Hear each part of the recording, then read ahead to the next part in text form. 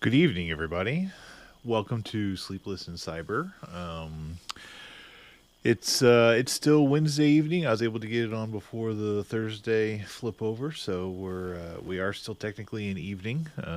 I was late last week into a Thursday, and then I was actually late getting started. Uh, so I try to make sure we can get this going on where it's still evening. And that everything is running okay. I apologize last week. There was some network issues that was going on, and it otherwise caused some intermittent loss or lagging of the video, and it got recorded that way. It was only did it for the first part of the video. The actual part where I got into doing the data flow diagram, it seemed to be fine.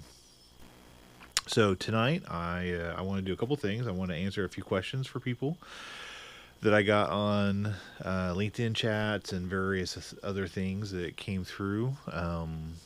Number one, people asked me why I'm doing this at midnight. Why is this called the Sleepless in Cyber, from the Midnight CISO? And for two major reasons. Number one, I thought it was a good name. Just kind of randomly put it together. But number two, I try not to take away time.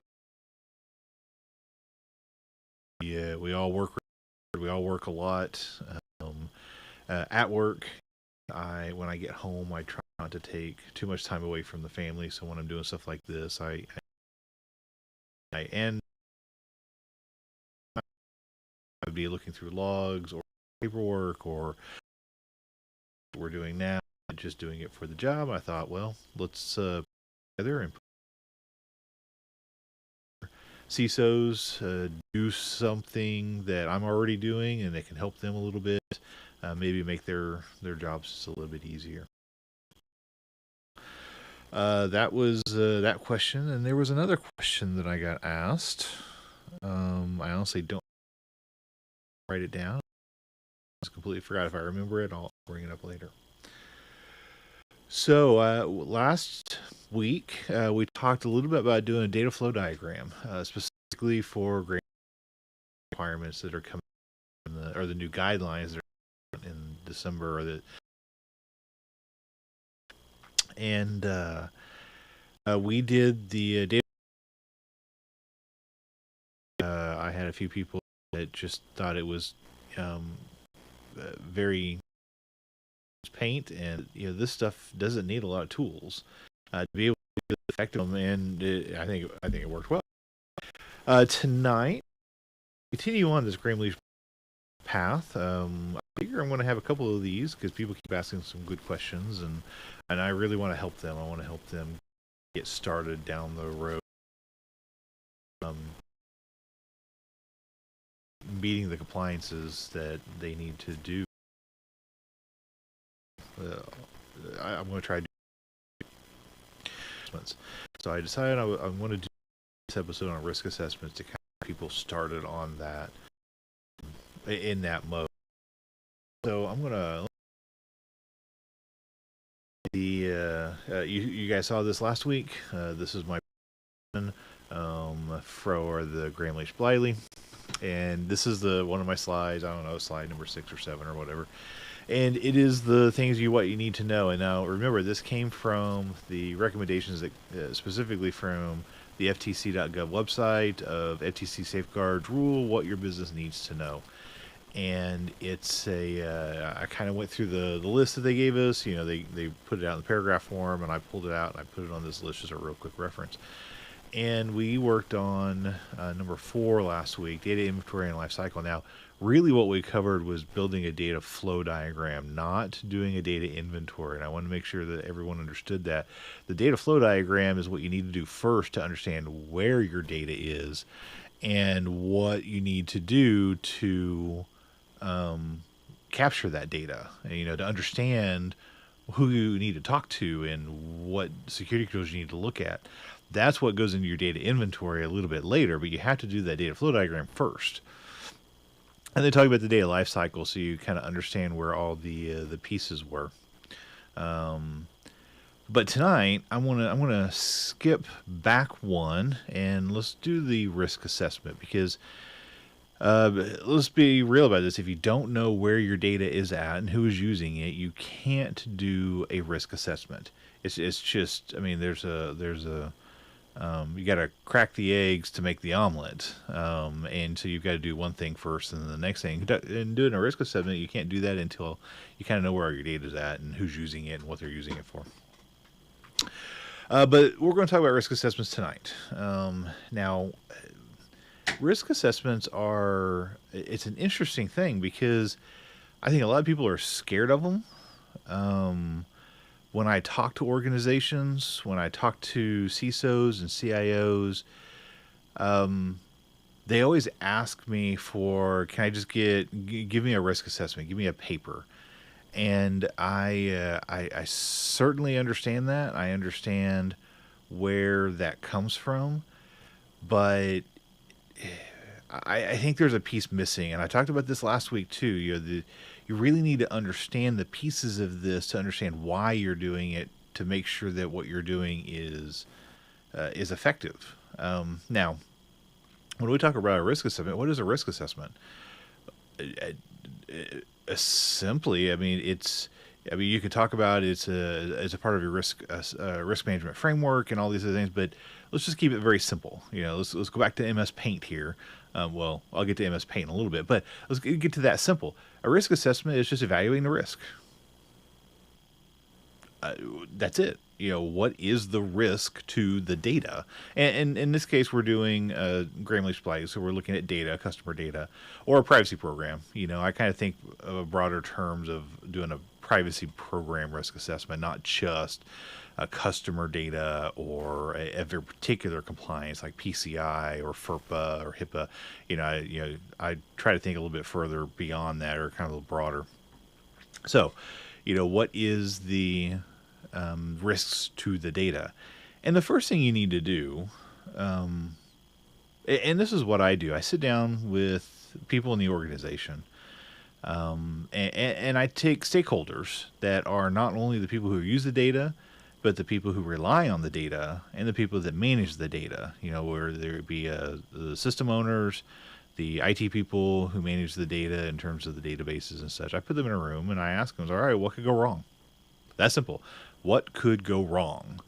What are the pieces that could go wrong? Now, one of the things that I find very often is people don't like thinking about what could go wrong, or they don't think of it from an attacker's point of view. And I understand that, because sometimes it's hard to think from the attacker's point of view or think from that mindset. But that's what a risk assessment is. What could go wrong? Can this data get delivered to the wrong location? Could it be stolen?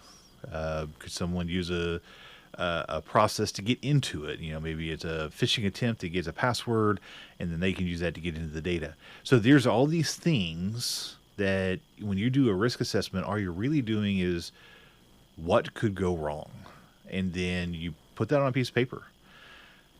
Then you start looking at your security controls. Maybe it's your your security control database or your list of security controls, and you go, okay, well, if this is what could go wrong, these are the things you put into place to prevent that, or to mitigate the risk. Then we can get into the risk matrix. What is the probability? What is the impact? And you do all those pieces. But we'll get to that maybe later. Maybe we won't cover that. Maybe we'll do a risk matrix another time, because I think people make it too complicated too quick. Let's keep it simple. Let's do real risk assessment and see what we can get out of it. So, let's do this. I'm going to flip over to my laptop. This is of course, this is the web page, the FTC Safeguards Rule. What your business needs to know document. And I have it up on Conduct a Risk Assessment. And they state it very clearly. You can't formulate an effective information security program until you know what information you have, i.e. your data inventory, where it's stored, the data diagram, And then after completing the inventory, you conduct an assessment to determine the foreseeable risks and threats, internal and external, to the security, confidentiality, and integrity of customer information. Among other things, your risk assessment must be written, and so on and so on. Okay, so that right there tells you kind of what we're talking about is you need to put a list together of if you have a system, a process, what are the foreseeable risks and threats? Is it written? And then what do you do to evaluate it? But I'm going to skip over to another tab, and here's what I'm going to look up. Let's do GLBA risk assessment. Now, oh, I did not spell that right. Assessment. Oh, I'm sure Google will fix it for me. And they did. When I often get asked for documents. Documents, templates and samples, and where can you find something. And I really encourage people to be careful using those. Number one, you can use a document, you can put it in place, you don't know all the pieces of it, you're not doing it correctly, and the auditor is going to come in and they're going to say, wait a minute, you've got this policy but you're not following it, or you're using this template but you're not actually using it. I mean, it's you have to be careful. So I like starting from scratch, and I like getting ideas from other people. But be very careful just taking a document and a template. It's really no different than taking code off the internet.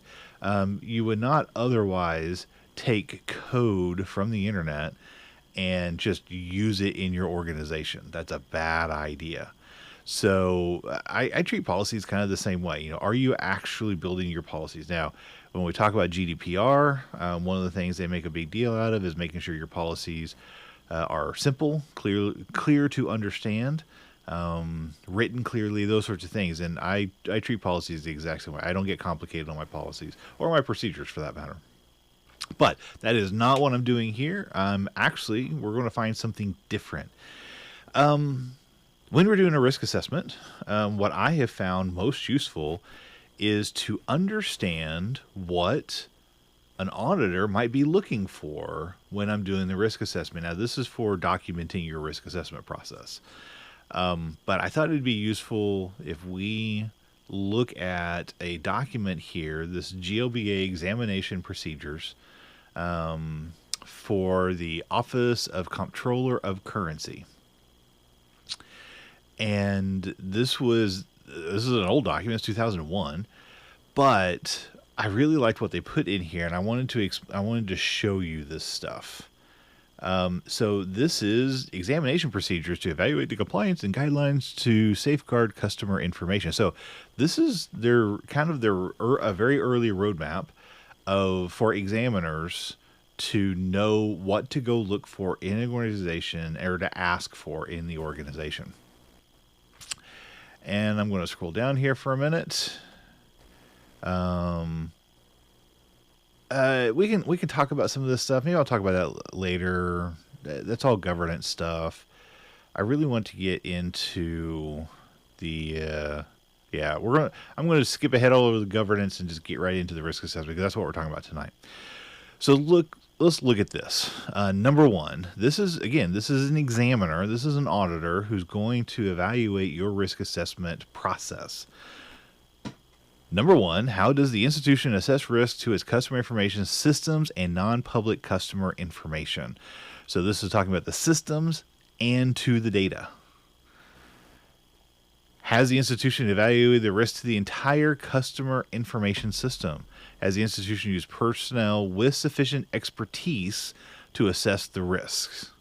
That's going to come important. You know, another piece of the guidelines is a designated qualified individual. Is the risk assessment part of formal risk? Does the institution have process, access adequacy, and effectiveness of risk assessment process? Here's the part I really wanted to get into. Does the institution identify all reasonably foreseeable internal and external threats that could result in unauthorized disclosure, misuse, alteration, or destruction of customer information or customer information systems? Does the institution support its estimate of the potential damage posed by the various threats? Okay, so those first two things I think are really, really important. Does the institution identify all reasonably foreseeable internal and external threats? What does that mean? Because I get this all the time. I get people who ask. So what I do is I sit down and we start brainstorming all the different kinds of threats that could happen to a system or the data. And we're actually going to do this in a little bit.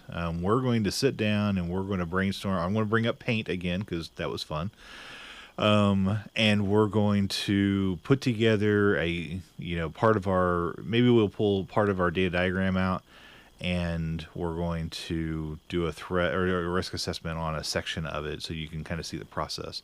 But remember this, keep this in your head. Does the institution identify all reasonably foreseeable internal and external threats? Now, that means they're going to ask for them. So you need to have a list. It doesn't really matter how you keep the list, as long as you have a list. And we're going to go find some templates later on the internet of how you need to do it. But this is about understanding what's happening, not about the template or the documentation that we're using. All right. So let's do Paint again because, well, it was fun. And I caught a lot of flack over Paint and that I could be using so much other stuff. And you're right, I could, but this was fun and it was funny. So we're going to do it again. Funness may wear off for a little bit, but it is useful. And again, you don't have to be complicated on this. All right, so we're going to talk about the customer information system or your databases. So this is a database that is on the internet or on your network. Let's just do on your network. Here, let's draw a server. Let's stick it up here. What is this? This is a customer about a private information server.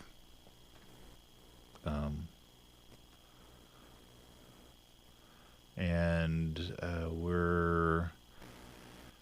there is let's put a cloud up here because, that's pretty. Oh, you know what? Let's do some, how about blue? I like blue. I caught, there was a lot of people that made comments about my Bob Ross, the happy little squares and circles and stuff. Do people not like Bob Ross anymore? Come on now, guys, you people. This was fun. This was supposed to be fun. All right, so we got a happy little cloud of the internet, and we're gonna put some stuff down here. Okay, so maybe we'll make that a computer. I usually do a little keyboard on the computer. I don't know if I can accomplish that today. So again, this is Paint. Not being all that creative here. Okay. So I'm going to come over here and let's just put another box over here and we'll talk about risks. All right. So this is what we do. What is a risk? And maybe we need to define risk. Maybe that's helpful to people. Let's go do a quick internet search. We'll do another. What is a risk? What's the definition of a risk? Come on now. I know you guys know what a risk is, so I'm just having some fun. A situation involving exposure to danger. Expose someone or something to danger, harm, loss, or okay. How about risk? Cyber. Let's see what it says. Cyber risk means any risk of financial loss, disruption, or damage to the reputation of an organization from some sort of failure of the information technology. Yep, we know. All right, so here's how I've always done it. It is a vulnerability and a threat equals risk.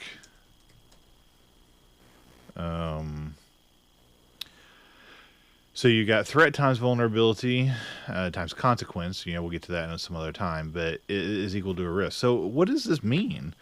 It means you've got to have a vulnerability of something, and you've got to have a threat that can take advantage of that vulnerability. And because of those two pieces together, you have to have some sort of loss or harm or some other thing.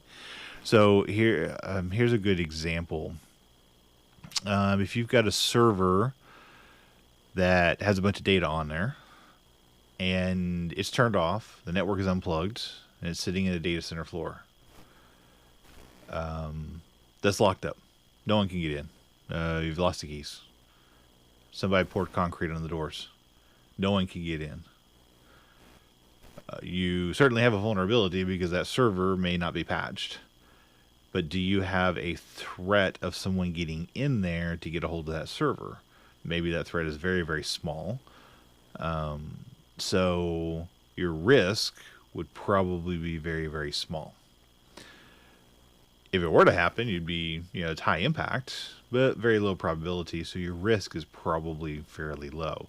So that's kind of how you have to look at this. What is the vulnerability? What kind of threat is out there? And then that kind of equates to your risk. Now you can calculate this a lot of different ways, but let's keep it very, very simple here. All right, so let's get rid of that. All right, let's. I don't have scripts on these programs, everybody. I'm making this up as we go because we're having some fun here. So, what are the risks to this private information server? Let's talk about some of the risks. So, a unpatched vulnerability. That's certainly a risk, or that's a vulnerability.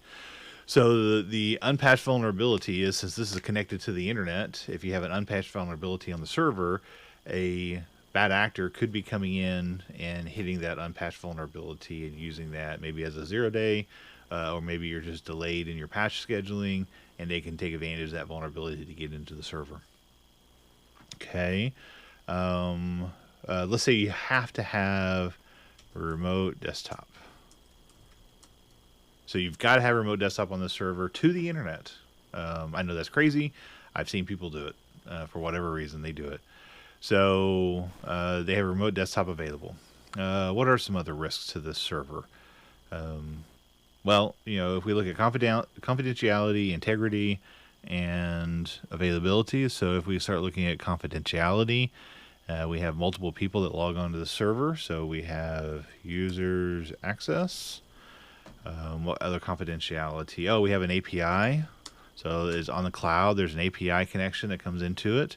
So that's an issue. That could be a vulnerability. What else? So if we look at confidentiality, let's think about integrity. We have spinning disk. Oh, no, here.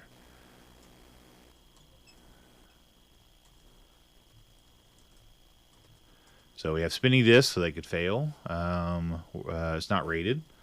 Not a RAID disk. Again, the disks could fail and we could lose data that way. What else could we got? So that's confidentiality and that's integrity. Let's do availability. Maybe our availability is a single network connection.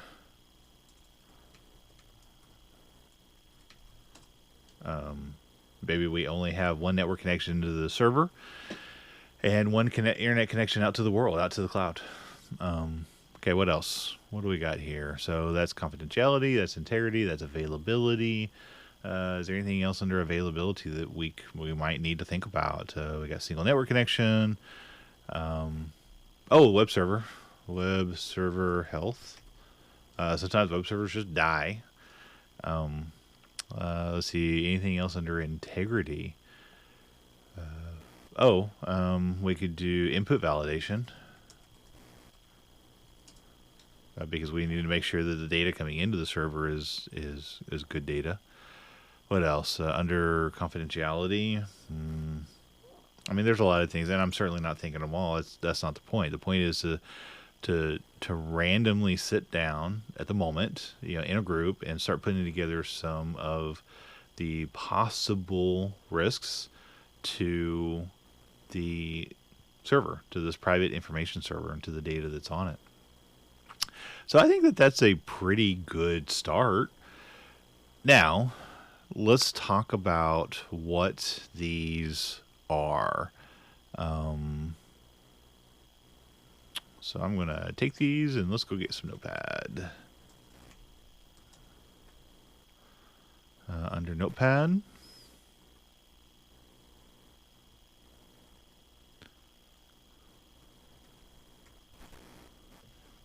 see if I can make these a little bit bigger for people. Unpatched vulnerability. So I mean, the question is, all right, if you have a thought that there might be an unpatched vulnerability on a server, what's the first thing you should do? I mean, again, we're looking at risk mitigation. So I want to make sure this is on automatic updates. We have verification of updates. And we do regular vulnerability testing.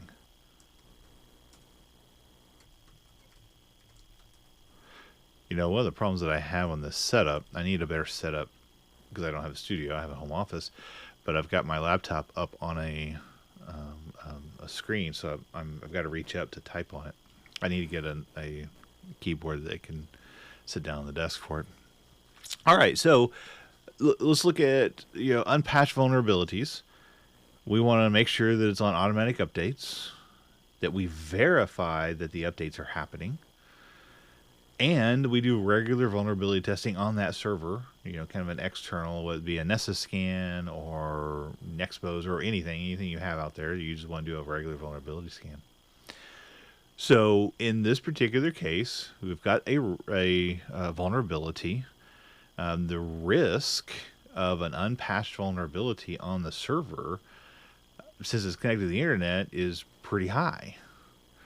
So I would definitely, because this is the impact on this is really high, because they could get into the server and get access to data, and the opportunity, because it's going to be touching the internet, is really high. So your risk is really high. Each one of these pieces, automatic updates, verification of updates, and regular vulnerability testing, these help mitigate the risk or reduce the risk.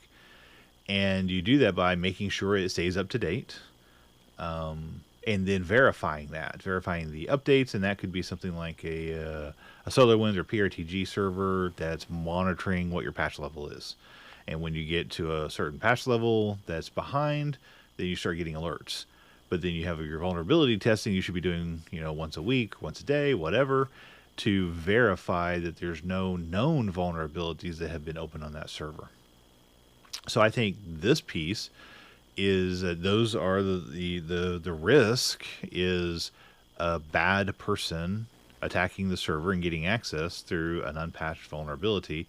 So the risk mitigation is make sure you get your patches on and get them on as quickly as you can. Now there are other things that you can do, and that would be protecting it with additional firewalls and WAFs and all these other things. But let's keep this simple. We're looking at let's see a vulnerability, possible risk mitigations.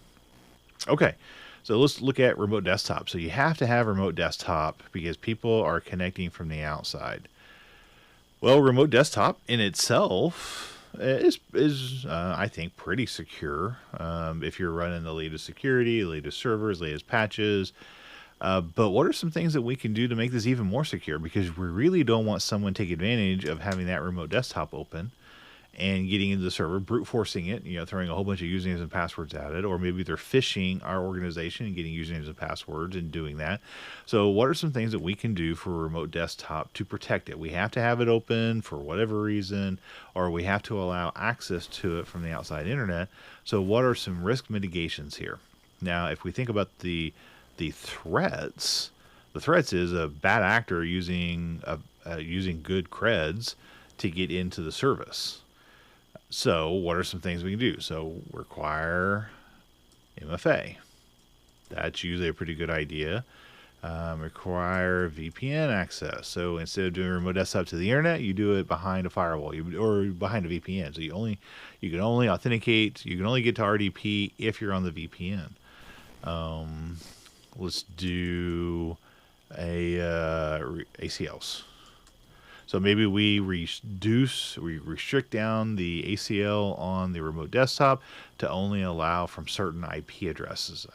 To IP addresses. Okay, so let's talk a little bit about the remote desktop. Probability is it's going to, I would say it's high. You're going to get attacked. If you have RDP open to the internet, 3389, people will absolutely attack it. They will brute force it. If you do have it open, you should be monitoring your firewall logs. You will absolutely see it. And that's where you need to hope to that someone hasn't gotten in yet. Probably they're close, if not already in. So I would not put a remote desktop on the internet. I would put it certainly behind a VPN, behind a bunch of firewalls. Even then, I might look at other opportunities like a jump box or something to put an additional layer of security. But we're not talking about any of the security controls in. We're just talking about documenting this. What is the risk of it? And what are some mitigations you're going to document for the auditor? So the risk is remote desktop is available to the internet. Your risk mitigations is the remote desktop requires MFA. So maybe you've hybrid joined, or maybe you're using something like a Duo or whatever, but you still have to have MFA to authenticate to the box. You put it behind a VPN access, so you're not actually putting it on the internet. You have to get into the VPN first and then get into it. And or you restrict it down to individual IP addresses. Now, this is hard if you're doing it like remote access, but if you're doing organization to organization, you can do that, where you know the IP addresses of the organization. You can say, oh, well, you can get in because I know your IP and I'll whitelist you. So we know what the risk is, we know what the probability of that is, and we know what the impact of it is. I would say that without any other information, high impact, high probability. So it's a high risk. Your mitigations are you're going to require MFA, require VPN access. You're going to limit it down to ACLs, to certain IP addresses.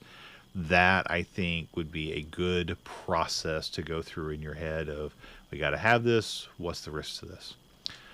All right, let's talk about user access. So you got to have users to have access to the information. What are the risks? Well, we could have a user give up their creds, user steal information and sell, user accidentally leaves computer on, computer gets stolen, user gets stolen. Okay.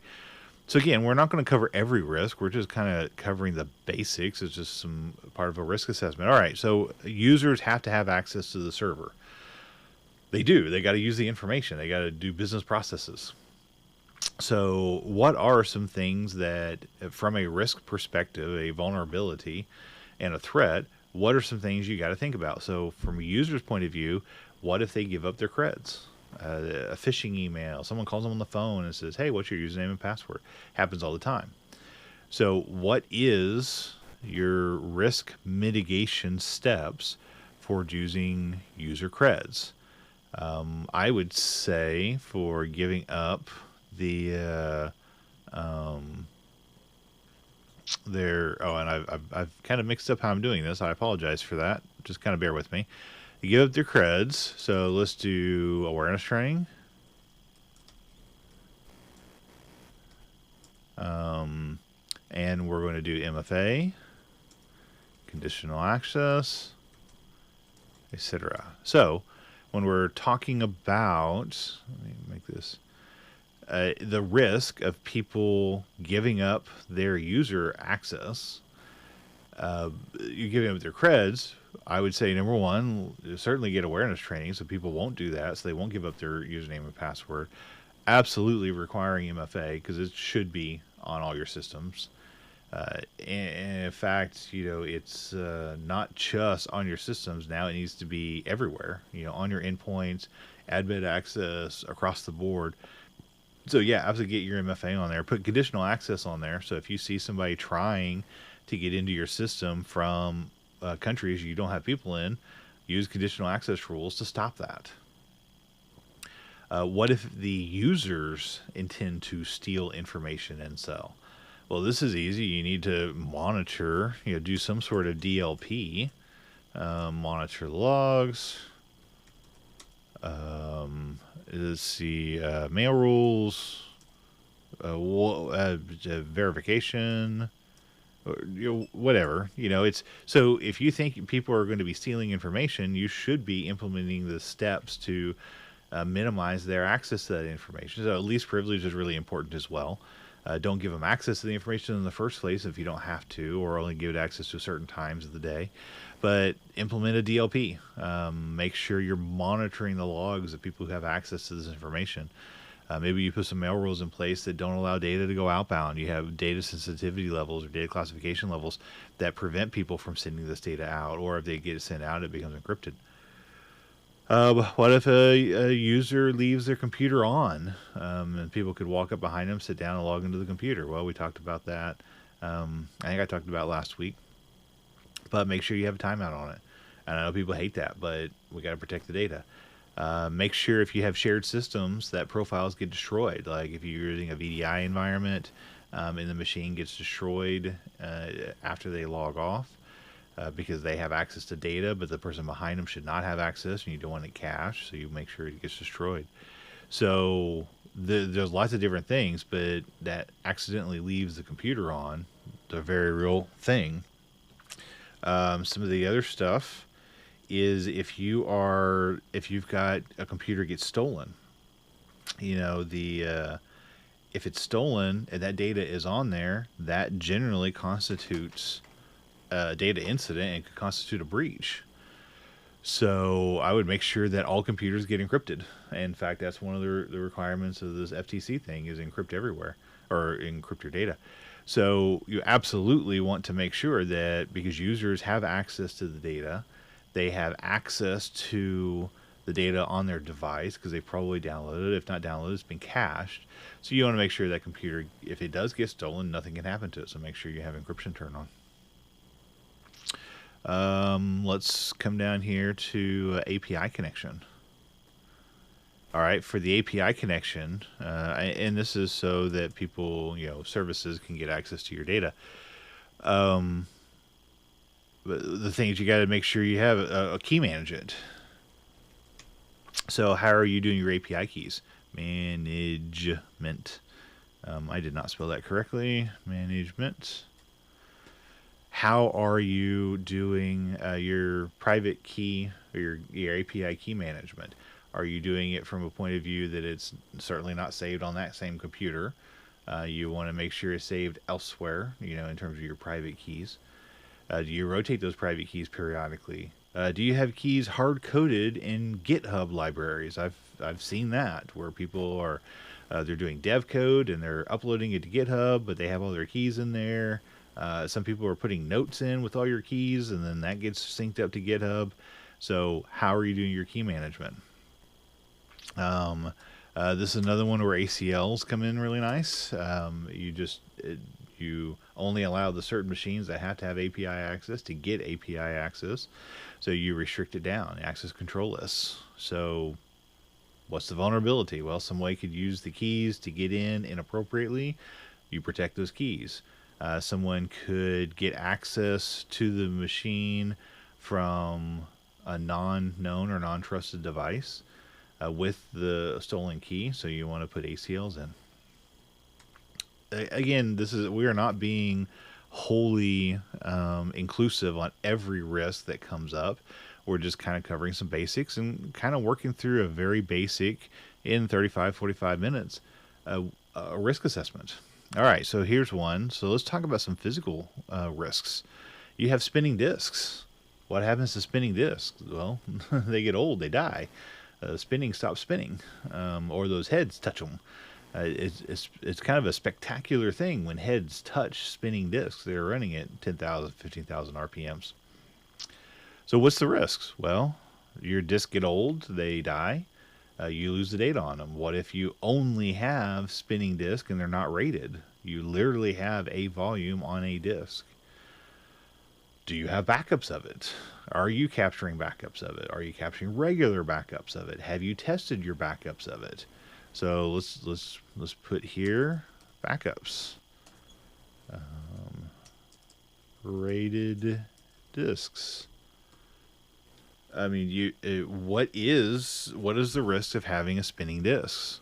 Well, the disk gets old, the disk dies, you lose your disk, and then you've got to, if you've got backups, you got to restore that. I've got a friend of mine who their backup strategy, or their main storage system when a disk dies takes hours to days to rebuild. So you pull the old disk out, put the new disk back in, and for it to initialize, it takes a good amount of time.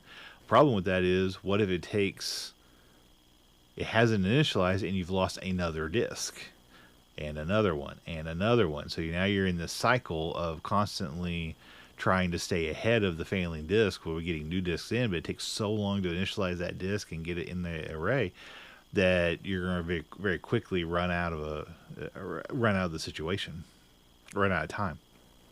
So make sure you got good backups. Make sure you can recover those backups. Make sure you RAID the disk properly.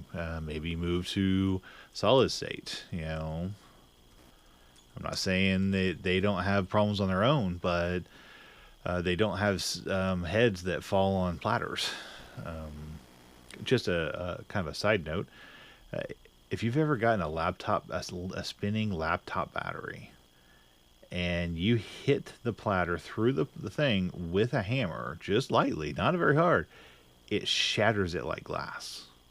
It's kind of fun.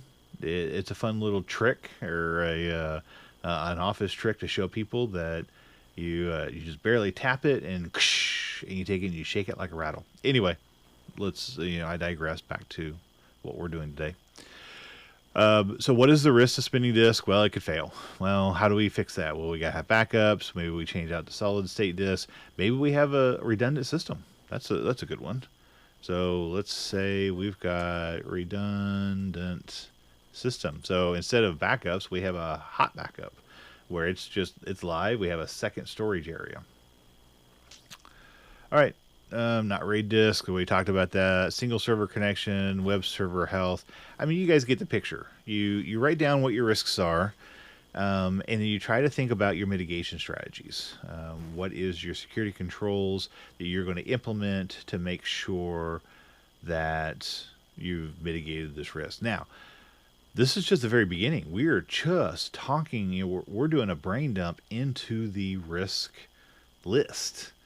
And we're kind of talking about the risk mitigations, but this is not your actual risk assessment. This is just the prep for your risk assessment.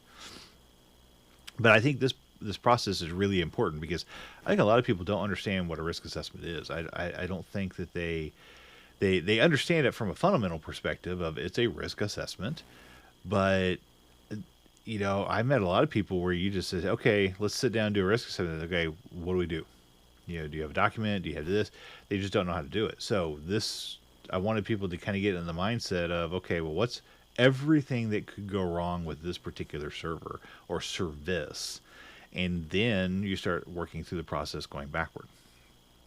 Backward in terms of what's your risk mitigation, what's your impact, what's your probability, do your risk matrix, and so on and so on. All right, so I'm not going to go any further on this. You guys get the picture. You get the idea of this. It's not as pretty. It doesn't have as many colors as last week, but that's okay. Let's go over to the internet again. Let's get rid of that, and let's do back to here. Now, what I said before, risk assessment, GLBA template. I'm just going to do a quick search because there's lots of these out there. Oh, let's just pick one. That's a GAC one. Let's go over here. Let's see what we can do. Cato risk assessment here. Let's do this one. This looks like a good one. What is a GLBA risk assessment? There's lots of these out there, and you can find them. I don't know these websites. I just want some pictures so that we can... That's really not helping me at all. Loose lips risk assessment. Do the naming of the first threat on the spreadsheet. Oh, okay. I really want the sample. Okay, so we were talking about the probability of the impact risk matrix. This is a bigger one than I normally see. Usually you see the 3x3, but this is a, what is this? This is a 5x5. So insignificant, low, medium, and high, and extreme. And then the other direction. And actually, they've done this the other direction, but that's okay. So really, you look at what is the potential damage, or the probability, and then the likelihood of the impact. So you got the likelihood, the potential damage. Sorry, it's the likelihood of the attack or of the bad thing happening, and then the potential damage of that happening or the impact. If you have high likelihood and high impact, that means your risk is really high. If you have high likelihood but the risk is insignificant, you're not worried about it too much. So I mean, let's take a look at this. So if you've got a likelihood of a problem, so let's say, oh, here's one that I used the other day. This is a good one. I was talking to one of the help desk, the client services guys, and he came in and we were talking about risk assessments, and one of them was we have a door. And we have this door, and we put card access on this door so that it was really secure, and we wanted to make sure no one could get through this door. We open the door, and it's a broom closet. So we've done great security. We put that in, we get logging, we monitor everyone that's coming in and out of it. But then you open the door, and behind it is just some brooms and a mop bucket. So the likelihood of someone getting into it or attempting to get into it might be high because people like checking doors. But the impact is very, very small because, you know, who cares about the mops and the brooms? Now, the problem with it is if you take that likelihood of high, that somebody can get into that door, they can break into that door, but the potential damage is insignificant, how much money are you willing to spend on it? Again, if the damage is insignificant or the impact is insignificant, maybe you don't need to spend a whole lot of money on it or spend resources on it. Not just money, but resources. So you need to evaluate that and make sure that your security controls you're implementing is validated by the potential damage or the impact and the probability, or in this thing here, a likelihood. So that's kind of something to keep in mind, that you're the higher risk you go, the more money you should be spending on something or more resources you're spending on it. The lower risk, maybe it's less. Okay, so this is not giving me what I wanted, so I'm going to close this out. I really want just a template here. Let's go here. I've got this really big so you can see it. All right, well, how about this one? Maybe I can get this PDF, and this is GIAC. They always have some really good stuff. I really want...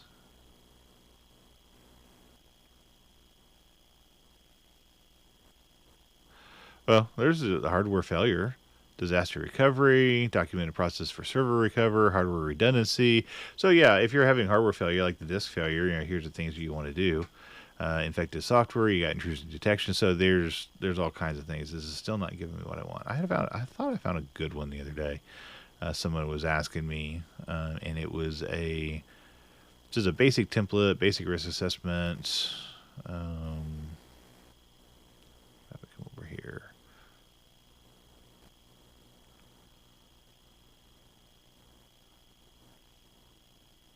Security program. There's a sample up there for that. GLBA risk assessment steps to success. Risk assessment template.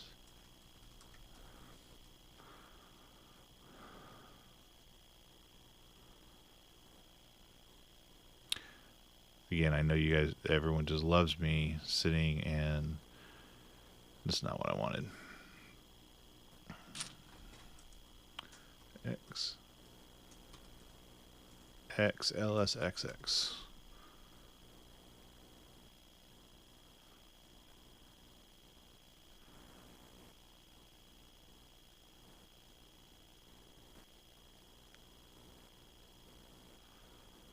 No, still not what I'm looking for. I found a really good one, and it was a basic spreadsheet. Let's take a look at this one.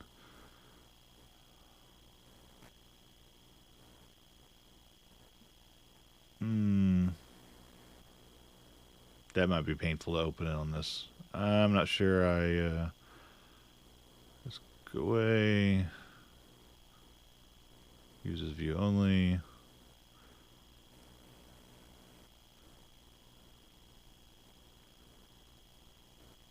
Oh,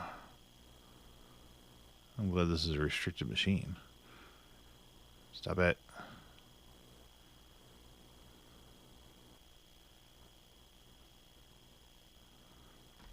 Okay, so this is a version of the a risk assessment, inappropriate design of procedures, social engineering attack, unauthorized access to deletion, modification of devices, procedures, and they give it a threat value of 4 and 3 and 5. We're not going to get into that. We're not going to get into rating them yet because we're trying to keep this simple. So this is like from a .edu. We don't care. Go away. System owner, application, list of vulnerabilities. So this is just their template. So you can what is the vulnerabilities? What is the threat statement? Again, this is why NIST has stuff. Usually NIST is pretty good stuff. This is why I discourage people from just trying to go pull information, because sometimes you don't get good information. And let's get rid of this.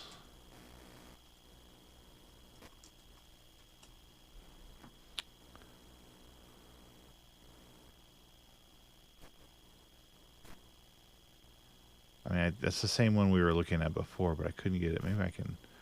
Here, give me this. Open image, a new tab.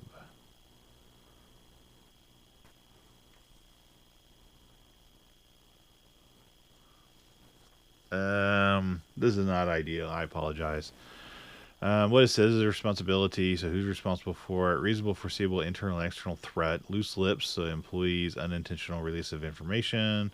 Data type, threat type, likelihoods, low, moderate, adequacy. So again, it's not great. This is why I should have went and downloaded something earlier. Cato risk assessments. Let's take a look at this one. There we go. Maybe this one.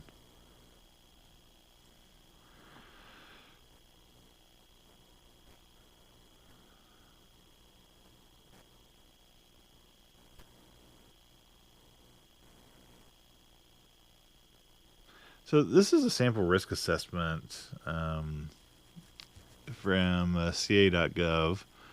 This has a very particular purpose, probably, but let's just look at the formatting of it.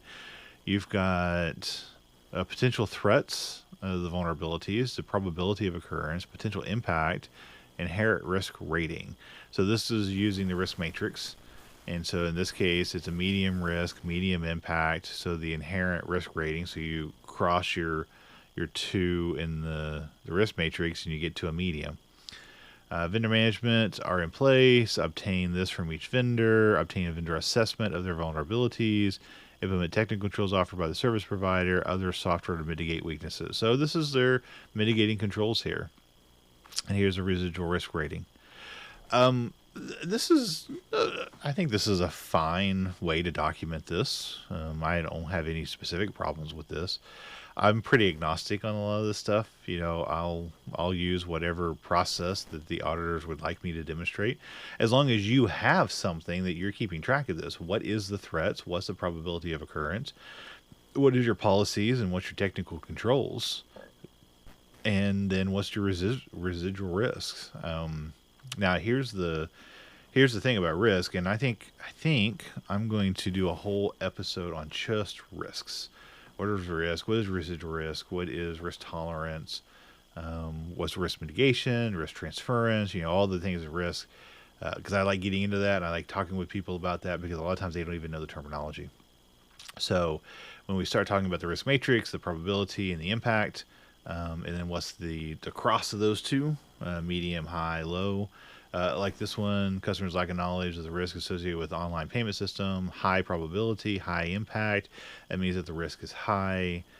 Provide training, that's your admin policy, that's your mitigating controls.